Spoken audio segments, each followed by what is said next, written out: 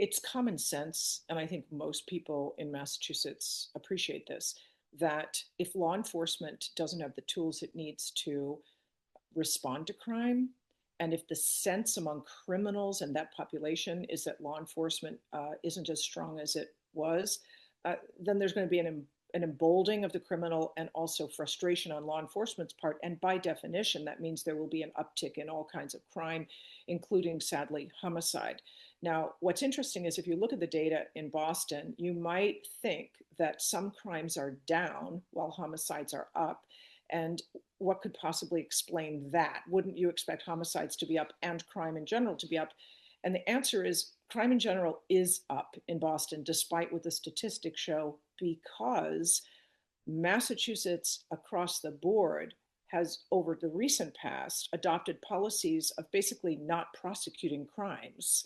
So if the statistics you're using are based on crimes that get charged, you're going to get an artificially low number of actual criminal incidents just because they're not making it into the statistics books because the criminals aren't being held accountable. So it looks like there's a reduction in crime overall. That's wrong. There's a huge uptick in crime. It just isn't being measured.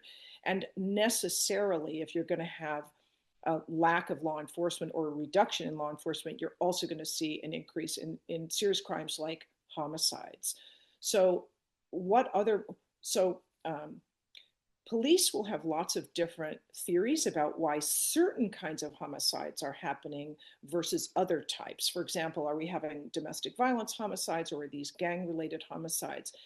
But high rates of homicide are high rates of homicide. And it almost doesn't matter why they're happening because the common sense explanation is people who kill don't restrain themselves from killing. And why is that?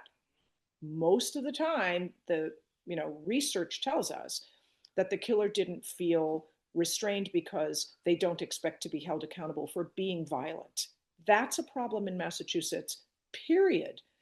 Criminals love coming to Massachusetts because they can expect not to be held accountable for almost anything they do, short of homicide. We do prosecute people for homicide. Often they are convicted of a lesser offense, perhaps manslaughter.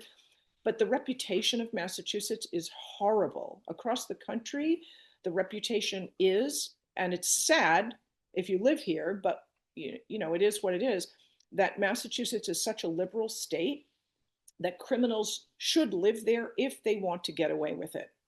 That's why people come here. We know that, sex offenders, for example, will sometimes talk to each other about where to go if you want to be able to commit your offenses, make child porn, whatever it is that you do, and have a low risk of ending up in prison, go to Massachusetts. I mean, we are the go-to state.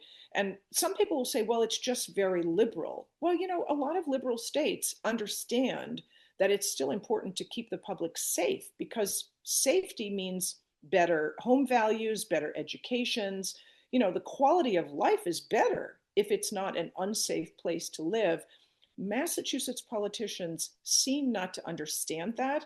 There's almost a knee-jerk desire to correlate the concept of being liberal and caring and kind with we can't possibly go after criminals because that's unkind, not liberal, fascist even, and I hear that all the time from friends of mine who say, well, this, if you lock people up, there's a kind of a hint of fascism there. And my answer back is, it's not fascist to hold people accountable for committing crimes.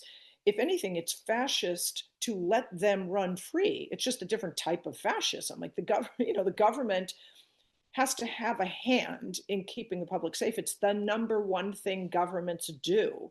Their number one obligation is to protect the public from criminal harm.